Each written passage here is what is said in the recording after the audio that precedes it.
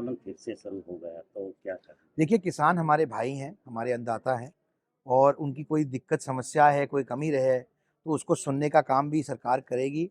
हमारे देश के प्रधानमंत्री और मुख्यमंत्री जी दोनों बहुत संवेदनशील है किसानों को मुद्दे को लेकर, और हरियाणा ऐसा पहला राज्य बना है जिसने 24 फसलों पे एमएसपी देने का काम किया है। हरियाणा के अलावा और किसी राज्य ने भी अभी तक 24 फसलों पे एमएसपी नहीं दिए है। तो मेरा यह मानना है कि जो भी हमारे किसान भाई कहते हैं, उनकी बात को बहुत संवेदनशीलता से सुना जाता है और सरकार कटिबद्ध है कि जो भी उनकी दिक्कतें समस्याएं हैं उनको दूर करने के लिए और उसका समाधान निकालने के लिए। पंचायत खापों ने भी चेतावनी दी है सरकार को कि अगर किसानों का मसला नहीं सुलझा तो देश भर के फिर देखिए, मैंने जैसे कहा, जो हमारे किसान भाई हैं, जो खापे हैं, वो भी हमारे ही लोग हैं, सब हमारे भाई हैं, हमारे ही संस्थानें हैं।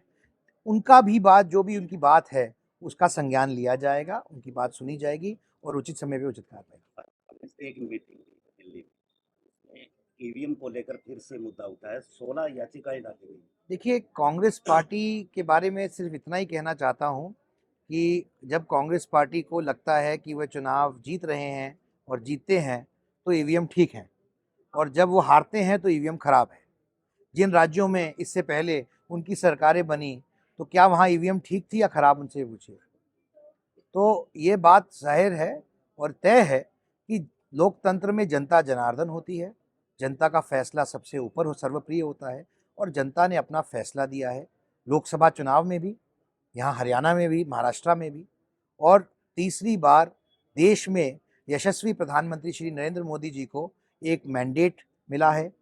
पहली बार भारत के इतिहास के अंदर इतना बड़ा तीसरी बार का मैंडेट मिला है, और मैं ये मानता हूँ कि हरियाणा के इतिहास में भी पहली बार तीसरी बार का मैंडेट श्री नैब सिंह सैनी जी को मिला है। तो ये इस बात की तस्दीक करता है कि हरियाणा की जनता और भारत की जनता की आस्था किसके अंदर है और क्यों है। अब अगर लोग कांग्रेस पार्टी को वोट नहीं करना चाहते तो इसमें ईवीएम का कोई दोष नहीं। नेता प्रतिपक्ष भी नहीं बन पाया जी, नेता प्रतिपक्ष भी नहीं बना पाई। देखिए, ये कांग्रेस पार्टी की जो अंतरकला है वो निकल के सामने आ रही है। वो अपना घर तो संभाल नहीं पा रहे हैं, अपना नेता प्रतिपक्ष का फैसला नहीं कर पा रहे हैं, और कटाक्ष ईवीएम पे कर रहे हैं, सरकार पे कर रहे हैं। मुझे लगता है पहले कांग्रेस पार्टी को अपना घर संभालना चाहिए और अपने घर की व्यवस्था करनी चाहिए, फिर ऐसी बातें करें। राज्यसभा में कांग्रेस सांसद की एक सीट पर नोटों की गड्डियां मिली है जी, उसके पीछे क्या रीजन? देखिए, ये चिंता का विषय है। राज्यसभा, जिसको सदन कहा जाता है, देश की सबसे बड़ी पंचायत है, और सारे सदन और सांसदों की गरिमा को ध्यान में रखते हुए हमारे सदन के सभापति ने ये जानकारी सदन के पटल से दी, और उन्होंने बताया कि ये नोटों की गड्डी मिली है, एक व्यक्ति विशेष की सीट से मिली है। उन्होंने ये नहीं कहा कि उस व्यक्ति विशेष की है, लेकिन ये बहुत ही गंभीर विषय है, क्योंकि वो पैसा क्लेम करने कोई नहीं आया है, वो पैसा किसी ने क्लेम नहीं किया है, और वो सही है, असली नोट है, नकली नोट है, इसकी भी तफ्तीश होएगी। तो मुझे लगता है कि दूध का दूध और पानी का पानी होना चाहिए।